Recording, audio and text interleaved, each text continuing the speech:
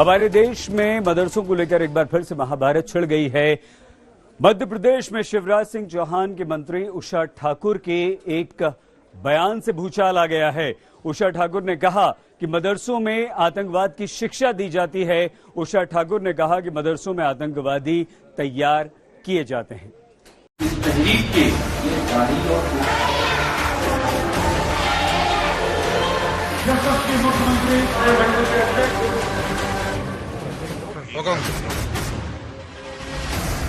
क्या मदरसों में पढ़ने वाले आतंकी बनते हैं? क्या मदरसे आतंक की फैक्ट्री है?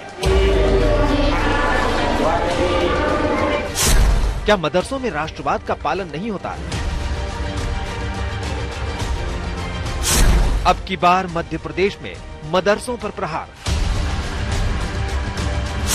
मध्य प्रदेश की मंत्री का मदरसों पर विवादित बयान।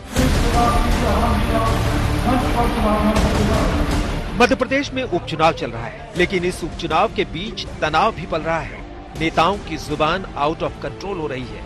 अब मध्य प्रदेश सरकार की मंत्री उषा ठाकुर ने एक विवादित बयान दे दिया है। जी हां, मंत्री उषा ठाकुर ने साफ साफ लफ्जों में कहा है कि देश के सारे कट्टरवादी और आतंकवादी मदरसों में पले बढ़े हैं। शिवराज सरकार की मंत्री उषा ठाकुर ने यह भी कहा कि मदरसों ने जम्मू कश्मीर को एक आतंकवादी कारखाने में बदल दिया है। तो आप देखिए कि सारा कट्टरवाद, सारे आतंकवादी मदरसों में पले और बड़े हैं। जम्मू कश्मीर को आतंकवादियों की फैक्ट्री बना के रख दिया था। उषा ठाकुर ने कहा कि मदरसे राष्ट्रवाद की राह में रोड़ा है और मदरसों को बंद करना चाहिए। उषा ठाकुर ने असम का उदाहरण भी दिया। उन्होंने कहा कि असम में बीजेपी की सरकार ने ये करके भी दिखा दिया। देखिए, अभी असम में ये करके दिखा भी दिया, ठीक है ना, कि मदरसे बंद। राष्ट्रवाद के बाधा जो भी डालेगा, ऐसी सारी चीजें राष्ट्र हित में बंद होनी चाहिए। उषा ठाकुर के इस बयान पर देश में बवाल मच गया है। मुस्लिम धर्मगुरुओं ने एक तरफ से धावा बोल दिया है, जबकि शिया बोर्ड के पूर्व अध्यक्ष वसीम रिजवी उषा ठाकुर की बात का समर्थन कर रहे हैं। हिंदुस्तान के कुछ जगहों के मदरसे आतंकवादियों की पनाहगाह है और ट्रेनिंग इंस्टीट्यूट है। अगर मद्रास का नाम इस सिलसिले में लिया गया है तो कोई ताज्जुब की बात नहीं है। मद्रास में जितने भी मदरसे और इस्लामिक इंस्टीट्यूट है, वहां पर विदेशी फंडिंग होती है और आतंकवादियों को तैयार किया जाता है और उनको युद्ध करने के लिए, उनको जिहाद करने के लिए कश्मीर भेजा जाता है। इसमें कोई ताज्जुब की बात नहीं है। सब मदरसों में बहुत अच्छी तालीम, प्यार मोहब्बत की तालीम दी जाती है। मेरी मध्य प्रदेश सरकार से और शिवराज साहब से अपील है कि ऐसे मिनिस्टर को फौरन बर्खास्त करें और करोड़ों मुसलमानों का जो दिल दुखा रही हैं, उस पर FIR दर्ज की जाए। मुझे कोई हैरत नहीं है कि जिन लोगों के पास जनता के मसाइल हल करने की क्षमता ना हो और जिनके पास जनता के जो मसाइल हैं, जो परेशानियां हैं, उनको हल करने की कोशिश ना करते हों जो लोग, वो जनता के दिमाग को और जहन को डाइवर्ट करने के लिए नॉन इश्यूज को इश्यूज बनाते हैं।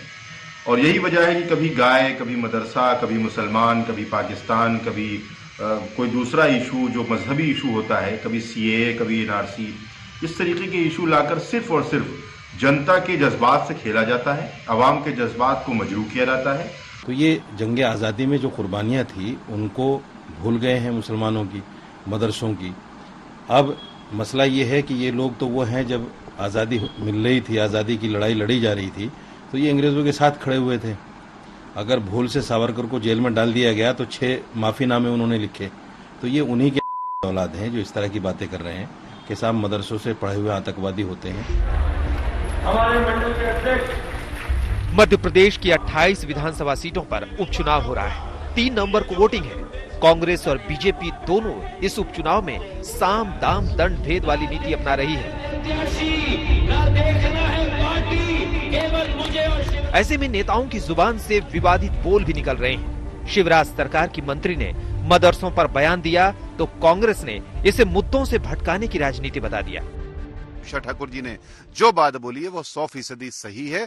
जिस तरीके से शासकीय मदद प्राप्त करके इस तरह के मदरसे जो है गतिविधियां में लिप्त हो जाते हैं, उनके बच्चे लिप्त हो जाते हैं, उस पर कहीं ना कहीं एक चेक होना चाहिए। और शासकीय मदद से उनकी बात साफ है कि निजी मदद से अगर कोई चलाना चाहे तो उसका कोई दिक्कत नहीं है। लेकिन जिस तरीके से असम में एक पायलट प्रोजेक्ट चल रहा है उसको देखते हुए कहीं ना कहीं देश में इसकी चर्चा होना भी अब बहुत आवश्यक बन गई है। भाजपा न 15 वर्ष के हिसाब पर चुनाव लड़ना चाहती है, न विकास पर लड़ना चाहती है, न 7 महीने के कामकाज पर लड़ना चाहती।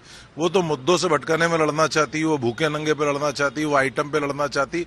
जब इसमें असफल हुई तो अब सांप्रदायिक मामला ले आए, अब बंटवारे वाले मामले पे आ गए। तो ये लगातार तो चुनाव जैसे जैसे आएंगे इस तरह चुनाव को मुद्दों से भटकाने का काम भाजपा करेगी। इसलिए हम इससे किसी भी मामले में प्रतिक्रिया भी नहीं देना चाहते। उनकी मंत्री ने जो बयान दिया है, शर्म आनी चाहिए। मदरसे हो चाहे स्कूल हो, वहाँ आतंकवादी नहीं बना करते, वहाँ बच्चे पढ़ाई करते हैं। लेकिन आप एक पॉलिटिकली फायदा लेने के लिए आप बार बार आप मुझे ये बताइए, क्या बीजेपी इस देश में मुसलमानों को बाहर निकाल सकती है? संभव है? फालतू की बात करती है बीजेपी। हिंदू हो या मुसलमान हो, सबके कानूनी अधिकार बराबर है। जो काम हो नहीं सकता तो ऐसे में आप दंगे कभी भी पावर में, अभी इस वक्त मध्य प्रदेश में इनकी सरकार है, वहां भी वो कोशिश कर रहे हैं दंगे भड़क जाए। मदरसों के लिए बीजेपी की तरफ से ये पहला बयान नहीं है। इससे पहले असम सरकार मदरसों का शटर डाउन करने का फैसला सुना चुकी है। अब मध्य प्रदेश की अध्यात्म एवं संस्कृति मंत्री उषा ठाकुर ने मदरसों को सरकारी खजाने से मिलने वाली आर्थिक सहायता बंद किए जाने की पैरवी की है। इंदौर से धर्मेंद्र शर्मा के साथ आज तक ब्यूरो।